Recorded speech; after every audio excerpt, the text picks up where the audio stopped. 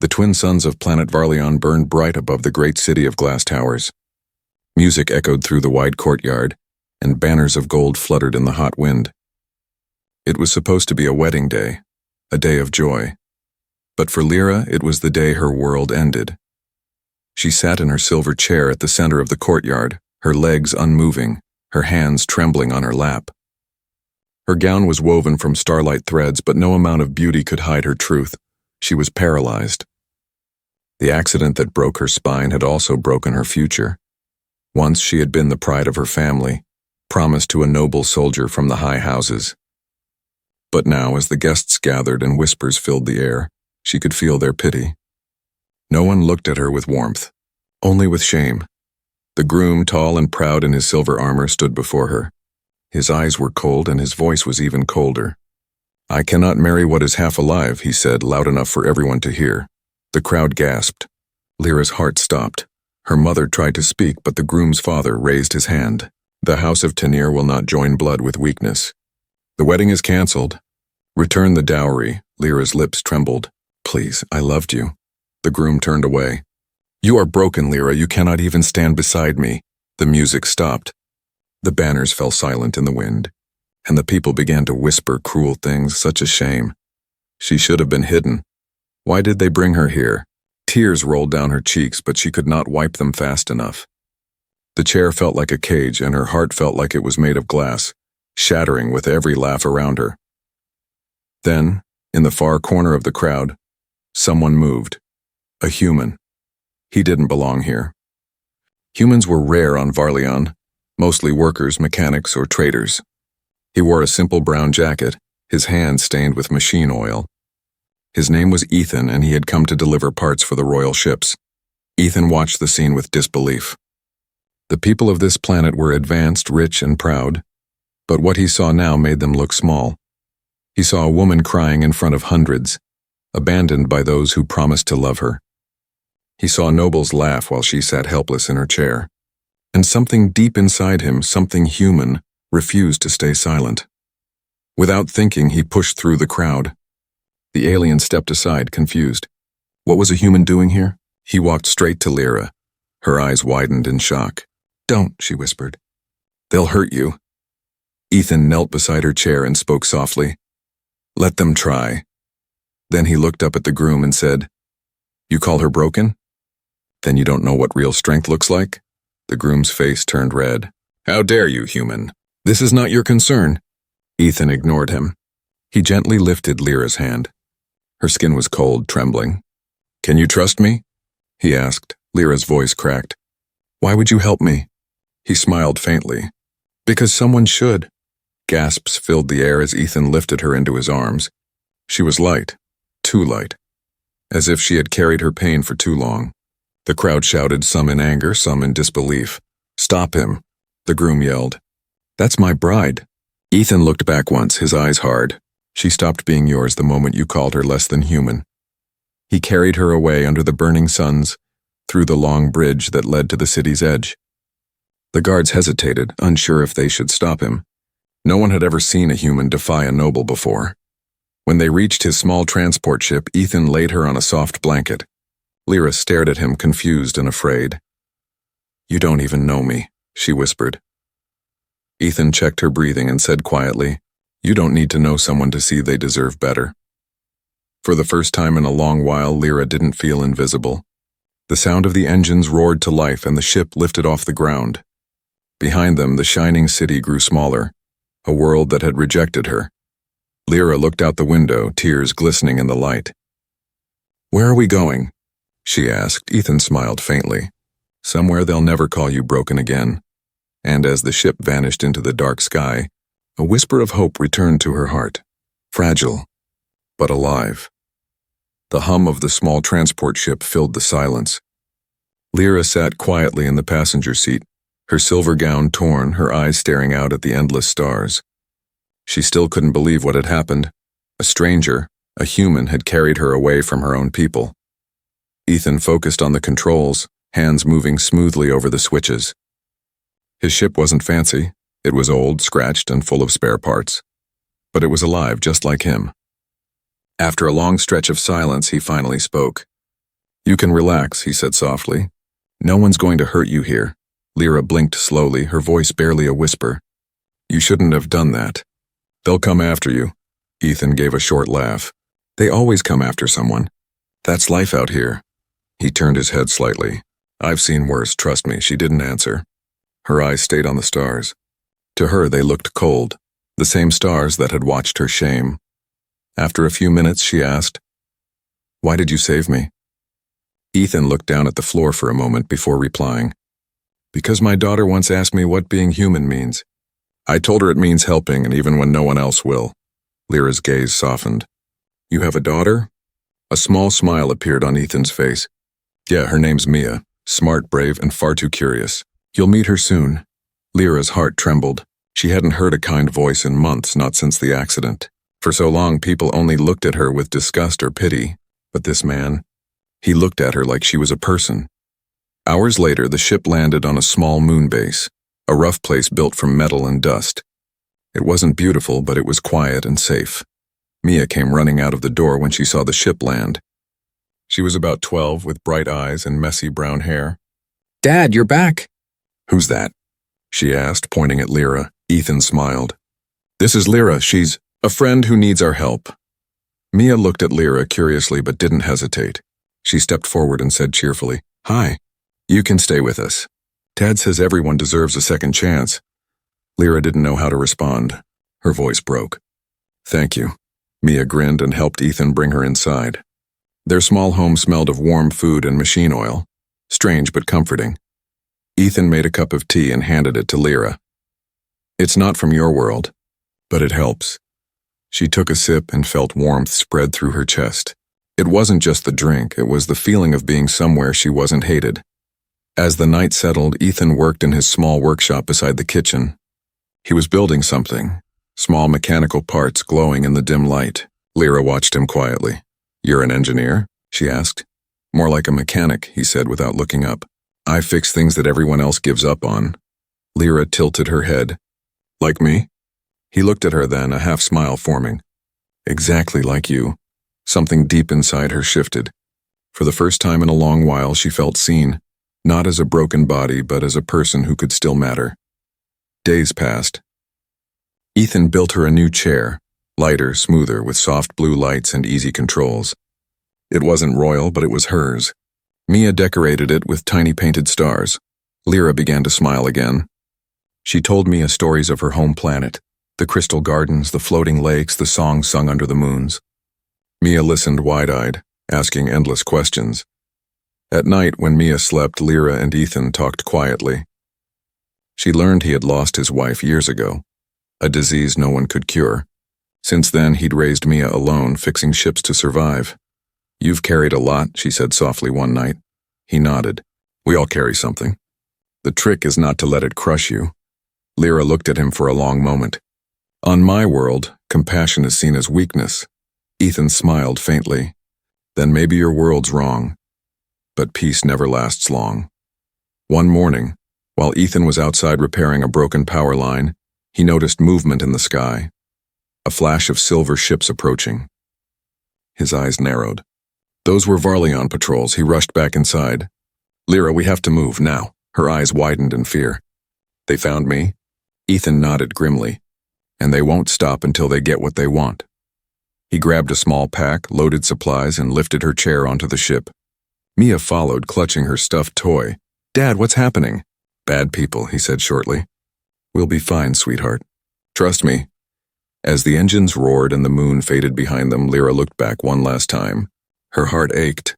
She didn't want to bring danger to them. Ethan, she said softly, you should have left me there. He looked at her firmly. I don't leave people behind. Not ever. And as the stars stretched before them, Lyra realized the truth.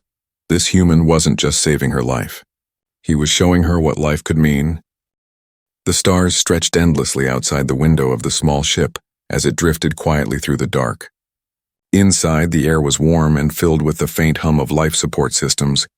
Lyra lay on the narrow cot, her silver eyes half open, watching the human man who had saved her. Ethan sat at his workbench, surrounded by glowing parts and metal fragments. Sparks flickered as he welded something small and delicate, his hands moving with quiet skill. Lyra had been awake for hours just watching him work. "What are you building?" she finally asked, her voice soft. Ethan looked up, smiling faintly. "Something that might help you walk again." Lyra blinked in disbelief. "That's impossible." "My nerves are destroyed," he shrugged. "Maybe, but I've rebuilt ships that were supposed to be dead too." She frowned. "Ships aren't people." Ethan smiled again. "Neither are limits until someone believes them." Lyra didn't know what to say. His confidence felt strange, not prideful but warm like sunlight on cold skin. For years she had been told what she couldn't do. Now for the first time someone was telling her what she might. Over the next few days Ethan worked non-stop. He gathered scraps of alien tech, mixed with old human designs, and began to shape something new. He called it a neural support frame, a lightweight exosuit that would help her move using signals from her upper body. Lyra watched him with quiet fascination. Sometimes Mia sat beside her, explaining what each tool did in her bright, innocent way. "This one makes tiny metal bones," Mia said one afternoon, showing her the small robotic joints. Lyra smiled. "You sound like an engineer already," Mia giggled. "Dad says humans fix things. It's what we're best at."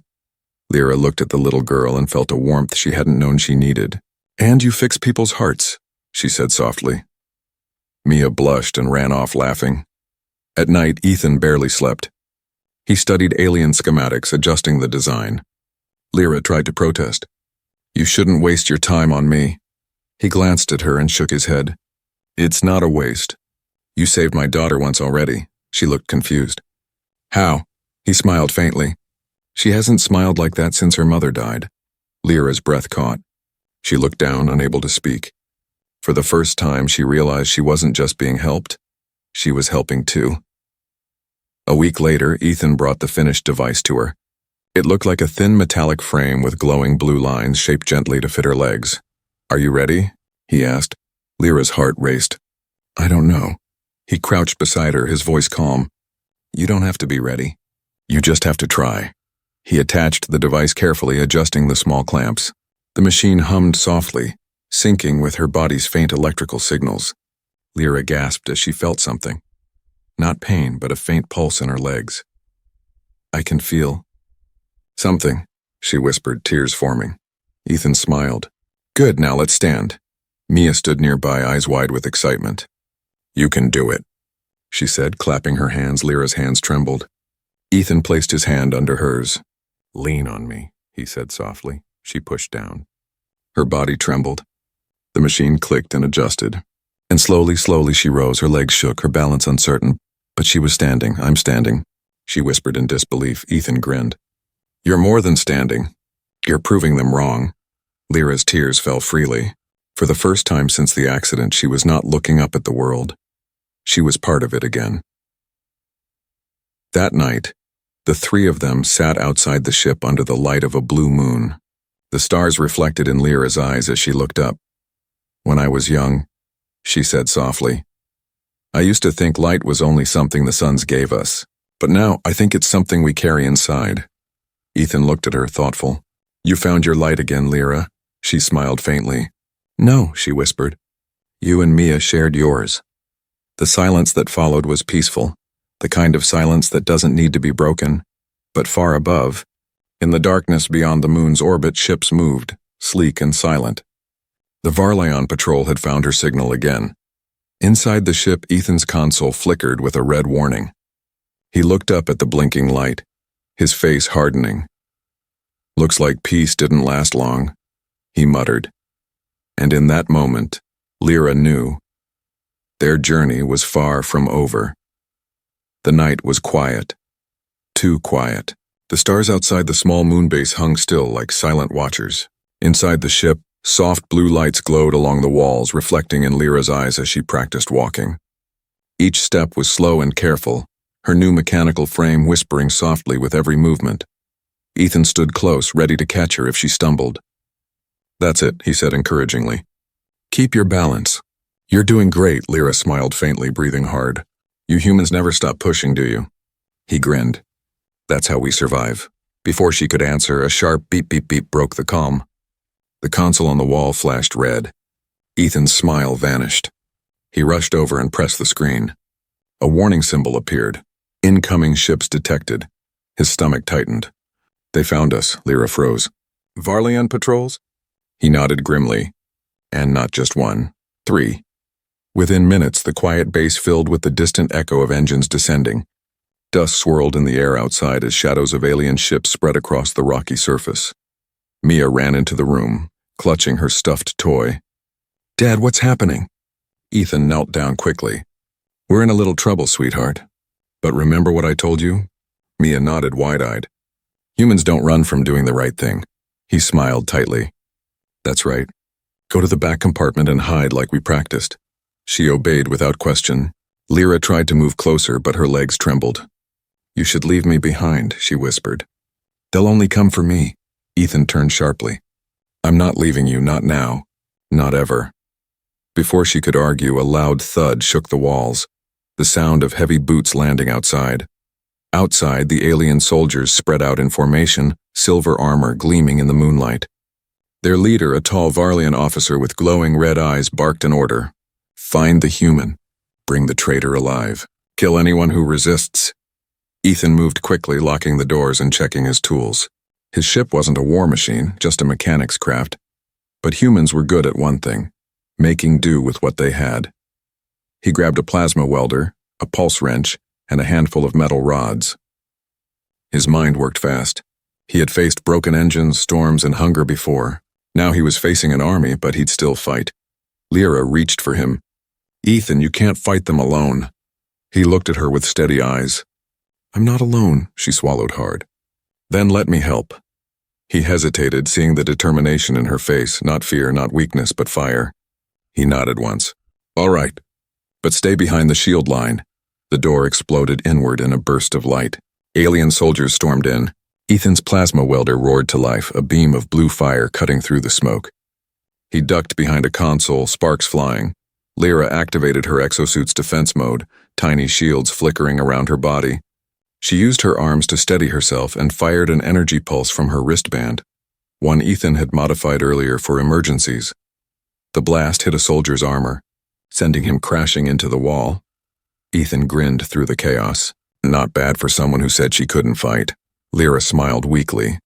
"You built this." "I'm just borrowing your courage." The battle raged. Ethan used his tools like weapons, shorting out alien armor systems, blinding their sensors.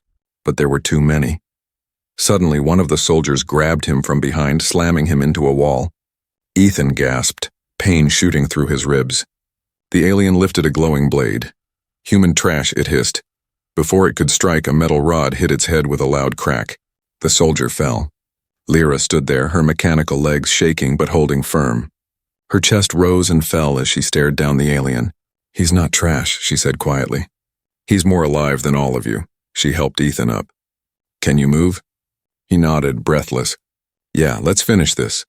They moved together, human and alien, side by side, fighting not with power but with heart. After what felt like hours, silence returned. Smoke filled the air. The floor was littered with broken armor and sparks. Ethan limped toward the door, breathing heavily. The remaining soldiers retreated to their ships, dragging their wounded. The leader shouted a final warning before leaving. "You can't hide forever, human. The Council will burn you both." As their ships vanished into the sky, Lyra collapsed to her knees, trembling. Ethan caught her before she fell. "Easy now. You did good." She looked at him with tears in her eyes. "You risked everything for me." He shook his head. "No. We risked everything for what's right." Mia peeked out from her hiding spot and ran toward them, hugging Lyra tightly. "You're okay," she cried. Lyra hugged her back, her voice breaking. "Because your father didn't run." Ethan smiled tiredly. "We'll need to move again soon," he said quietly, looking out at the stars. "But no matter where we go, we stay together. That's what family means." And as the ship lifted off once more, Lyra looked at the two humans beside her. The man who had chosen her when no one else would, and the child who had given her back her light. For the first time, she didn't feel like a burden. She felt alive. The stars shimmered like diamonds scattered across endless blackness. Ethan's ship, the Sparrow, drifted quietly through space, its engines humming low to avoid detection. Inside, the air was tense yet calm, the silence after a storm. Lyra sat near the window, her hands folded tightly in her lap. The new mechanical legs attached to her shimmered faintly in the soft cabin light. She still wasn't used to them. Every step reminded her of how different she'd become and how far she'd come. Ethan's voice broke the silence. "We'll reach the colony soon," he said. Lyra turned to him. "Colony?" He nodded. "A place for people like us. Runaways, exiles, and those who don't belong anywhere else." Her brows furrowed. "And they'll accept an alien like me?" Ethan smiled faintly. "If they accepted a human mechanic with a smart-mouthed daughter, they'll take you too." Mia giggled from behind them. "Hey, I'm not smart-mouthed." Ethan laughed. For the first time in days, the tension eased. Lyra couldn't help but smile, though a part of her heart still whispered that safety never lasted long. Hours later, the Sparrow descended toward a small, green-blue planet hidden behind an asteroid field. From space, it looked ordinary, but as they flew lower, Lyra saw glowing domes, gardens, and small metal homes built along soft rivers. "Welcome to Haven 9, Ethan said proudly. The moment they landed, people gathered around. There were humans, yes, but also reptilian traders, winged refugees, even a few mechanical beings. The air buzzed with life, laughter, and the smell of metal mixed with earth. A tall woman with silver hair stepped forward. "Ethan Carter," she said with a smile. "You just can't stay out of trouble, can you?" Ethan grinned. "Good to see you too, Commander Rhea." Her eyes moved to Lyra, scanning her calmly. "And this?" "She's with us," Ethan said firmly. "She's under my protection." Rhea nodded, her tone softening. "Then she's safe here." For the first time since the wedding that never happened, Lyra exhaled fully. She was safe. Truly safe. Days turned into weeks. Lyra began helping Ethan with repairs, learning how human tools worked. She wasn't strong yet, but her hands were steady and her mind sharp. Together, they rebuilt broken drones, cleaned energy converters, and repaired damaged shelters. One evening, while the sun dipped below the horizon, Lyra stood by the workshop doorway watching Ethan work. The orange light made his face glow, tired but peaceful. "You work too much," she said softly. He smirked without looking up. "You sound like Mia." Lyra walked closer, her mechanical steps faint. "I used to think humans were fragile. Always bleeding, always feeling. But now, I think it's what makes you strong." He looked up, eyes meeting hers. "And I used to think aliens were all heartless. Guess we're both learning." They shared a quiet smile, a connection that didn't need words. That night, a storm rolled over Haven 9. The wind howled, rain pounding against the metal roof. Inside, Ethan tucked Mia into bed while Lyra sat by the fire, staring at the dancing flames. "Do you ever miss your home?" Mia asked sleepily. Lyra's eyes softened. "Sometimes, but maybe home isn't a place. Maybe it's the people who choose you." Mia smiled, half asleep. "Then you're home now." Lyra's heart ached, but in a beautiful way. The next morning, Lyra joined the colony's marketplace. She sold small tools she and Ethan had repaired, earning her first few credits. People smiled at her, not out of pity but respect. But just as hope bloomed, a shadow passed across the sun. Lyra looked up, a faint shimmer in the clouds. Ethan saw it too from across the street. His face hardened. That shimmer wasn't natural. It was the cloaking field of a Varlian scout ship. He grabbed Lyra's arm. "They found us again." Her blood ran cold. "How? Doesn't matter," he said quickly. "We need to prepare." Rhea's voice crackled over the colony's speakers. "All citizens inside. Enemy signatures detected in orbit." The peace of Haven 9 shattered in an instant. Ethan turned to Lyra. "We've built a life here. I won't let them take it." Lyra stood straighter, her legs humming softly with power. Then we fight together." He smiled grimly. "That's my girl."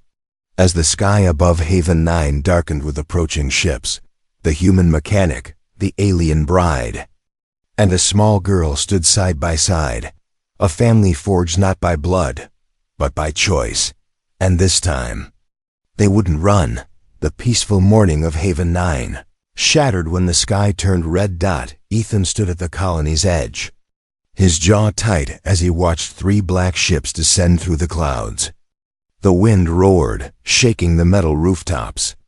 Colony alarms wailed, echoing through the fields and workshops. "They're here," Rhea said beside him, gripping her plasma rifle. "Varlian hunters." "I knew they wouldn't stop." Ethan nodded grimly. "They're after Lyra, but this time they'll find we're not alone." Inside the workshop, Lyra was already strapping on her exosuit. The mechanical frame hummed to life, glowing lines running down her legs like living veins of light. Mia helped tighten the small energy nodes.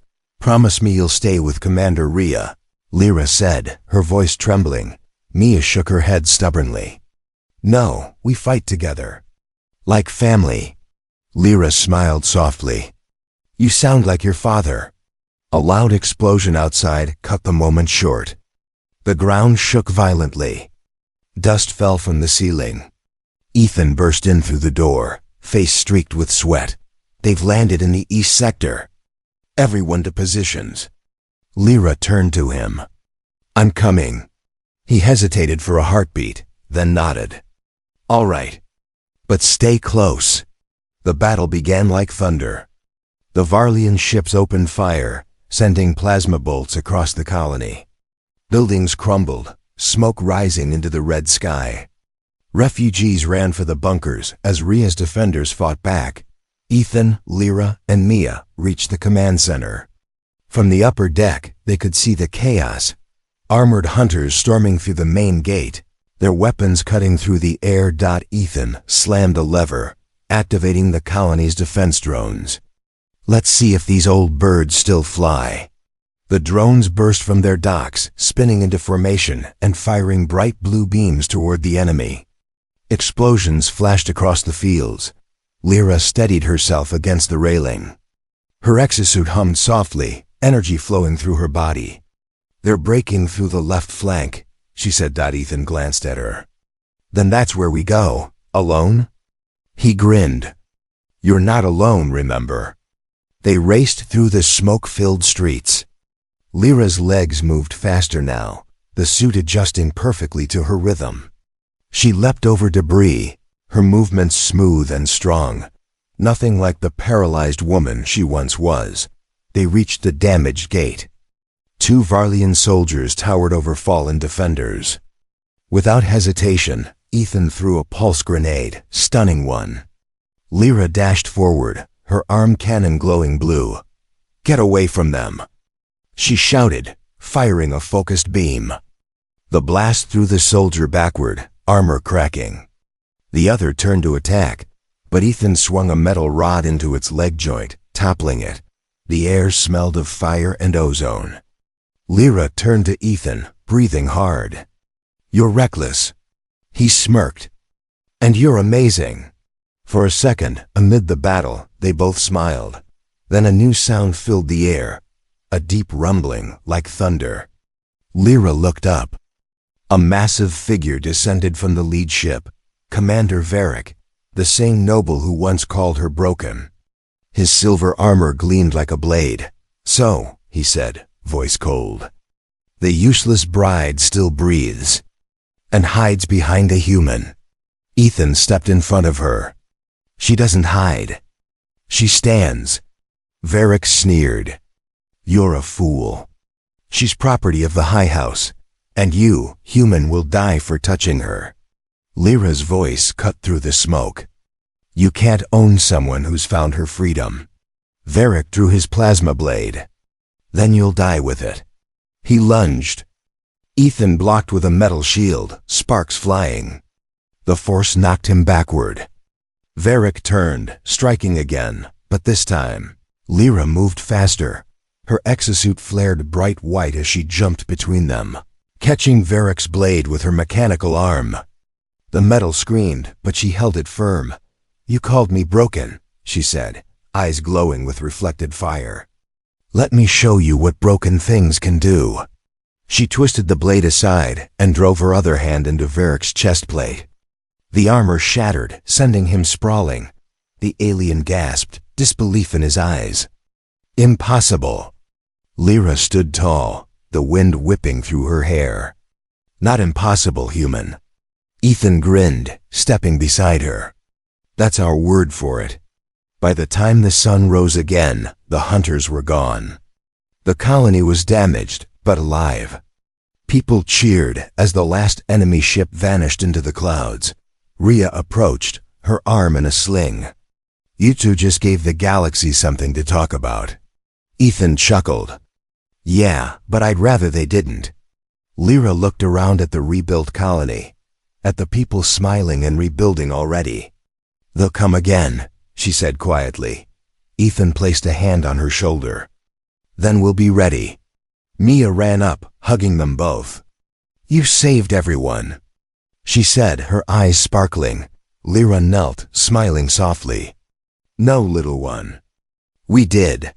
And as the three of them stood together under the golden light of Haven 9's dawn, Lyra finally understood. Strength wasn't just in walking, fighting, or surviving. It was in choosing to stand again and again beside those who refused to give up. The sunrise over Haven 9 was gentle that morning. The air was quiet again, filled with the soft hum of rebuilding. Children played in the distance, laughter echoing through the valley. To most, the war felt over. But Ethan knew better. Peace was only ever borrowed, never given. He stood outside the workshop, welding a damaged drone back together. Lyra approached slowly, her steps confident, steady. The mechanical frame on her legs gleamed in the sunlight, but her smile was what shone brightest. "You're working already?" she said softly. Ethan chuckled. "You know me. I fix things when I can't sleep." Lyra tilted her head. "And what keeps you awake now?" He looked out toward the sky. "The fact that they're still up there, watching, waiting." She followed his gaze, eyes hardening. "Then we must do something they never expect." That afternoon, Commander Rhea gathered them in the colony's meeting hall. The place still smelled of smoke and metal from the last attack. A hologram flickered on the table, showing dozens of red dots. Varlian ships gathering in orbit again. "They're building a blockade," Rhea said. "If they trap us here, they'll wipe out Haven 9. We need a plan." Ethan crossed his arms. "Running won't work. They'll hunt us wherever we go." Lyra stared at the map. "Then we don't run. We end this," Rhea frowned. "How?" Lyra pointed to the largest ship, the Sovereign Flame, the flagship of the Varlian nobles. "That ship controls their entire fleet. Destroy its command core, and the others will scatter." Ethan raised an eyebrow. "That's suicide." Lyra's voice was calm. "Only if we fail." That night, under the pale moons of Haven 9, Ethan and Lyra prepared for what might be their last journey. Mia stood beside them, holding her father's hand tightly. "You don't have to go," she whispered. "We can hide."